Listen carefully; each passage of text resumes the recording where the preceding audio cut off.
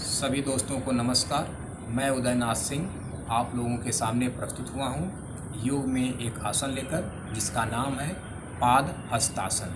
इस आसन के बारे में हम पढ़ेंगे कि पाद हस्तासन का मतलब क्या होता है, पाद हस्तासन करने की सही विधि क्या है और पाद हस्तासन करने से क्या बेनिफिट होता है, क्या फ़ायदा होता है और इस आसन को करते समय क्या सावधानियाँ रखनी चाहिए।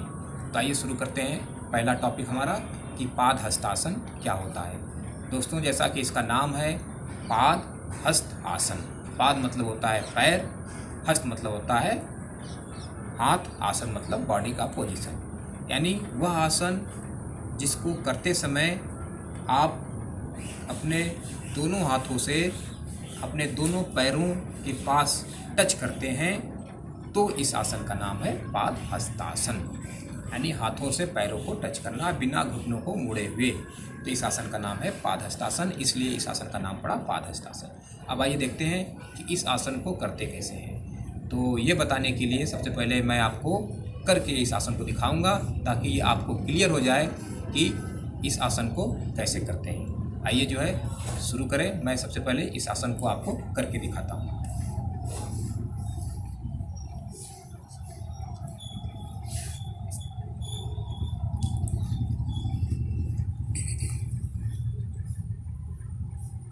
आप जो है अपने दोनों एड़ियों को आपस में सटा लें। दोनों एड़ियाँ जो है आपकी सटी रहेंगी।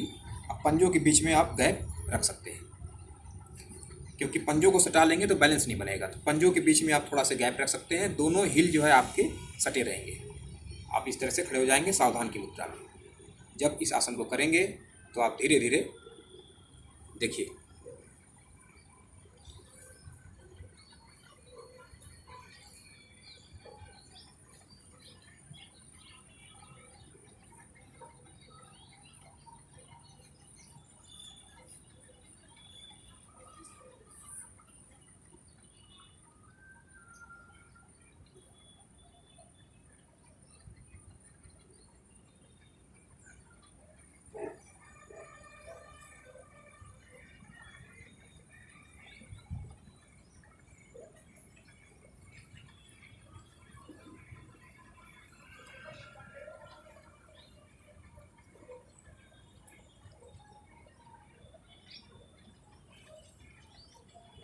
अब मैं जो है इस आसन को आपको दूसरी तरफ से करके दिखाता हूँ। इस तरफ से देखिए।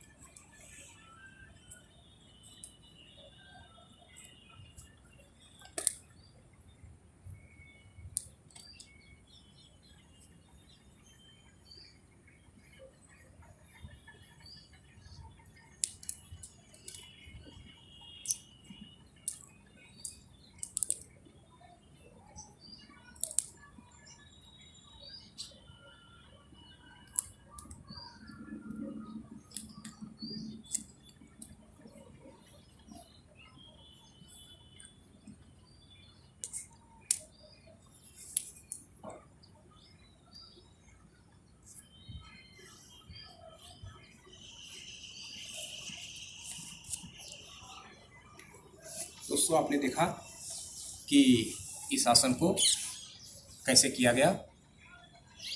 अब मैं आपको बताता हूँ स्टेप बाय स्टेप कैसे करते हैं। सबसे पहले जो है आप सावधान की मुद्रा में खड़े हो जाएंगे। दोनों हिल्स को, एड़ियों को आपस में जोड़ लेंगे और पंजों के बीच में थोड़ा सा गैप रहेगा, या आप चाहे तो गैप न भी रखें, लेकिन गैप रखना संभव ही हो जाता है, ज़रूरी हो जाता है, ताकि आपका बैलेंस बना रहे। आप शुरू में आप करें तो आप दोनों एड़ियों को जोड़ने की अपेक्षा थोड़ा सा गैप बना लें, ताकि बैलेंस बना रहे। आप ये कर सकते हैं अपनी सुविधा के अनुसार। कोई हार्ड एंड फास्ट नहीं है कि जो मैंने बता दिया उसी को करना है, या जो कह रहा हूँ उसे ही फॉलो करना है। आप अपनी सुविधा के अनुसार पैरों में चाहें तो 6 से 8 इंच का गैप भी रख सकते हैं, या फिर पैरों को आप जोड़ भी सकते हैं। इस तरह से आप अपनी सुविधा के अनुसार कर लें। तो आप जो है फिर उसके बाद धीरे धीरे आप दोनों हाथों को नीचे की तरफ फैलाते हुए ले जाते हुए, आप कमर से जो है नीचे की तरफ झुकते हुए आप कोशिश करेंगे कि अपने दोनों जो आपके पाम हैं, ये दोनों पाम जो है बिल्कुल ज़मीन को टच कर लें, और आपके हाथ जो है दोनों आपके, कोशिश ये करें कि हाथ जो है तो पैरों के पास में होना चाहिए। ठीक है, पंजों के पास में ही होना चाहिए। जितना पंजों के पास में रहेगा उतना ही आपको बेनिफिट मिलेगा। आप दोनों पंजों, हाथों के पंजों के या तो सामने रखें या दोनों पैरों के पंजों के साइड में भी रख सकते हैं। तो इसमें मैंने आपको करके दिखाया था सामने रखकर, तो आप अपनी सुविधा के अनुसार इसे कर सकते हैं। तो आप जब फाइनल पोजीशन में पहुंचेंगे तो दोनों हाथों को ज़मीन से पूरी तरह से टच करेंगे और आपका जो कोशिश ये करेंगे कि आप जो है अपने सर से अपने घुटनों को छूने का प्रयास करेंगे। नहीं भी टच होता है तो कोई बात नहीं, आप थोड़ा सी दूरी बना के रखें, लेकिन फाइनल पोजीशन में आप अपने सर से घुटनों को छूने का प्रयास करेंगे। जब आप फाइनल पोजीशन में जाएंगे झुकते हुए तो आपके जो है प्रयास ये करेंगे कि आपके घुटने जो है बिल्कुल स्ट्रेट रहें, किसी भी हाल में घुटनों को मोड़ना नहीं है। यदि आपने घुटनों को मोड़ दिया तो इस आसन का जो बेनिफिट है वो आपको नहीं मिल पाएगा। और फाइनल पोजीशन में आपके सर जो है आपके घुटनों को टच करेंगे, दोनों पाम जो है ज़मीन की तरफ रहेंगी। दोनों पाम जो है आप चाहें तो सामने की तरफ रखें या जो है अपने पैरों के पंजों के आसपास साइड में भी रख सकते हैं। गर्दन जो है बिल्कुल नीचे की तरफ रहेगी। तो इस पोजीशन को जो है फाइनल पोजीशन में पहुंचने के बाद आप इसे 4 या 5 सेकंड तक होल्ड करके रखेंगे। उसके बाद जो है आप धीरे धीरे प्रारंभिक अवस्था में आ जाएंगे। इस पूरे प्रक्रिया को करते समय आप बिल्कुल भी झटका नहीं देंगे अपने बॉडी को। जितना हो सकता है उतना ही करेंगे, बहुत ज़्यादा खिंचाव बॉडी में करने की कोशिश नहीं करेंगे। अब आइए देखते हैं कि सांसों की क्या गति होती है। दोस्तों, यदि आप योग कर रहे हैं और अपने सांसों के ऊपर कंट्रोल कर पा रहे हैं, सांसों के साथ एक्सरसाइज कर रहे हैं, तो एक्सरसाइज का फ़ायदा जो है, योग का फ़ायदा आपको दुगना हो जाता है। इसलिए मैं जो है हर आसन में सांसों के लिए अलग से बताता हूँ। तो आइए देखते हैं ब्रीदिंग क्या क्या पोजीशन होता है। जब इस आसन को आप शुरू करेंगे, यानी अपने बॉडी को नीचे की तरफ ले आएंगे, तो उस समय जो है आप अपने अंदर का जो भी हवा है आप उसको बाहर करेंगे, यानी ब्रीथ आउट करेंगे, यानी एक्सहेल करेंगे।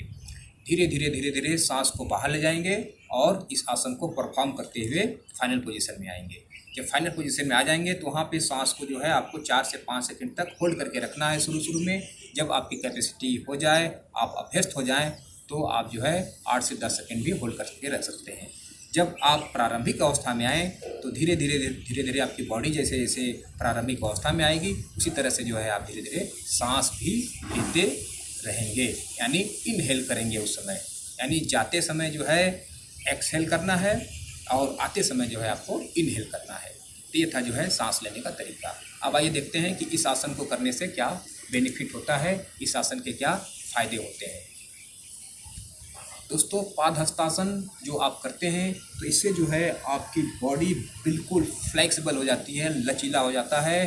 ख़ास तौर से पीठ और टांग की जो मांसपेशियां हैं वे मजबूत हो जाती हैं, क्योंकि उनमें खिंचाव उत्पन्न होता है। और यदि आप इस आसन को, पाद हस्तासन को करते हैं, तो जो है आपको ये आसन करने से आपके पीठ के आसपास की जो चर्बी है वह जो है घट जाती है। पीठ के आसपास की चर्बी, कमर के आसपास की चर्बी कम हो जाती है। इससे जो है आप पतले और दुबले दिखाई देते हैं। यह आसन जो है करने से आपको जो है पाचन शक्ति बढ़ती है। पाचन शक्ति को बढ़ाने में आपको मजबूत होता है इस आसन को करने से, यानी आपकी कब्जियत जो है इस आसन को करने से दूर होता है। नेक्स्ट बेनिफिट ये है कि यदि इस आसन को आप करते हैं तो आपके जो है पीठ में जो है एक खिंचाव महसूस होता है, उससे जो है पीठ का दर्द ठीक हो जाता है। यदि किसी व्यक्ति को कमर में दर्द होता हो, कमर में दर्द रहता है, तो वे इस आसन को करते हैं तो उनके कमर का दर्द भी ठीक हो जाता है। क्योंकि आप देख रहे हैं जब नीचे की तरफ झुकते हैं तो कमर के मांसपेशियों पर भी प्रभाव पड़ता है, उनमें खिंचाव उत्पन्न होता है, उनका एक्सरसाइज होता है, इसलिए जो है उन्हें भी बेनिफिट होता है।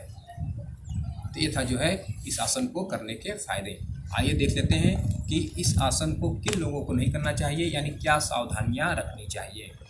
जिन व्यक्ति को पेट में अल्सर की शिकायत हो, पेट में घाव हो, वे इस आसन से दूर रहें, वे इस आसन को न करें। जिन लोगों को हाई बीपी या लो बीपी की शिकायत हो, कृपया वे इस आसन को न करें, क्योंकि उन्हें चक्कर आ सकता है। नेक्स्ट सावधानी यह है कि जिनको ऐसे भी अक्सर चक्कर आते रहते हैं, वे इस आसन को न करें। यदि किसी व्यक्ति के पीठ में अत्यधिक दर्द रहता हो, किसी को साइटिका की प्रॉब्लम हो, तो कृपया वे इस आसन को कतई न करें, वरना उनका साइटिका का दर्द बढ़ जाएगा। यदि किसी व्यक्ति के हार्निया की शिकायत हो, हार्निया में जो है छोटी आंत या बड़ी आंत में से कोई हिस्सा जो है बाहर की तरफ आ जाता है, यदि उसकी शिकायत हो हार्निया की, तो कृपया वे इस आसन को न करें।